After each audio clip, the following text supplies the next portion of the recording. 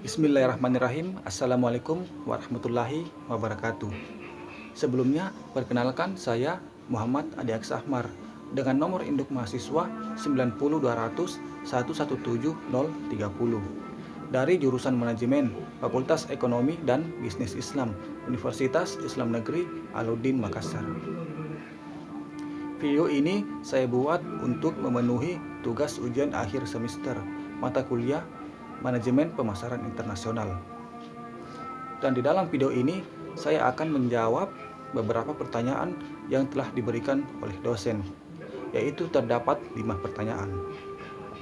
Untuk itu, langsung saja pertanyaan yang pertama, yaitu mengenai pengertian teori keunggulan komparatif yang dikemukakan oleh David Ricardo dan teori siklus hidup produk yang dikemukakan oleh Raymond Vernon.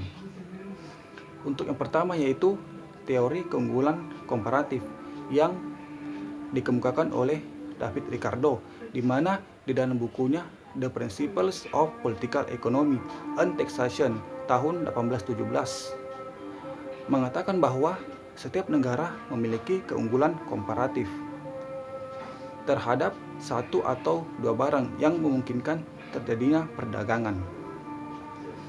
Keunggulan komparatif dapat diciptakan oleh suatu negara melalui kerja keras dalam melakukan penguasaan teknologi. Melalui perdagangan bebas, negara yang memanfaatkan teknologi akan lebih diuntungkan dalam persaingan mancanegara daripada atau dibandingkan dengan negara yang hanya mengandalkan sumber daya alam saja. Teori keunggulan David Ricardo, teori keunggulan komparatif yang dikemukakan oleh David Ricardo ini lahir dari adanya kelemahan yang ditemukan pada teori absolut yang dikemukakan oleh Adam Smith, di mana David Ricardo mengkritisi teori keunggulan absolut, yang mana perdagangan internasional mungkin hanya dilakukan oleh negara-negara yang mampu melakukan proses produksi untuk mencapai keuntungan absolut saja. Selanjutnya yaitu teori siklus hidup produk yang dikemukakan oleh Raymond Vernon, di mana dalam teori ini nyatakan bahwa suatu produk yang dijual akan melewati beberapa tahapan yang melibatkan perdagangan internasional, di mana keunggulan itu tidak akan bertahan lama karena adanya persaingan. Adapun tahapan siklus hidup produk yaitu yang pertama perkenalan, yang kedua pertumbuhan, yang ketiga kedewasaan, dan yang keempat kemunduran. Baiklah, selanjutnya yaitu pertanyaan yang kedua, yaitu 3 jenis sistem perekonomian dan sistem perekonomian apa yang diterapkan dalam negara Indonesia saat ini. Yang pertama yaitu 3 jenis sistem perekonomian, di mana ada sistem sosialis, yang kedua sistem liberal, dan yang ketiga sistem Pancasila. Yang pertama yaitu sistem ekonomi sosialis, di mana sistem ekonomi sosialis merupakan sistem perekonomian yang digerakkan secara sentral oleh pemerintah. Artinya, semua aktivitas perekonomian dari pusat hingga rakyat kecil disesuaikan dengan komando pemerintah. Maka dari itu, yang berhak membatasi aktivitas perekonomian rakyat adalah pemerintahnya dengan regulasi atau kebijakan-kebijakan tertentu. Yang kedua yaitu sistem ekonomi liberal. Sistem ekonomi liberal ini disebut juga dengan sistem ekonomi kapitalis.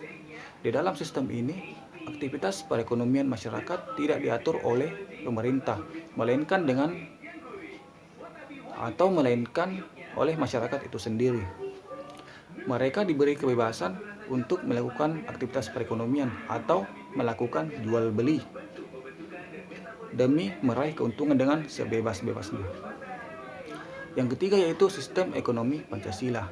Sistem ekonomi Pancasila ini merupakan sistem perekonomian yang didasarkan pada landasan filosofis demokrasi ekonomi yang ada dalam Pancasila. Maksudnya, sistem perekonomian yang berasas dari rakyat, oleh rakyat, dan untuk rakyat. Prinsip dari sistem perekonomian semacam ini adalah lebih pada kekeluargaan, gotong royong, berbudi luhur, kejujuran, dan lain sebagainya. Sistem perekonomian Pancasila ini merupakan sistem perekonomian yang diterapkan di negara Indonesia saat ini, dan landasan sistem perekonomian Pancasila ini merupakan yaitu Pancasila dan undang-undang. Selanjutnya yaitu pertanyaan yang ketiga. Elemen-elemen yang mempengaruhi budaya suatu negara.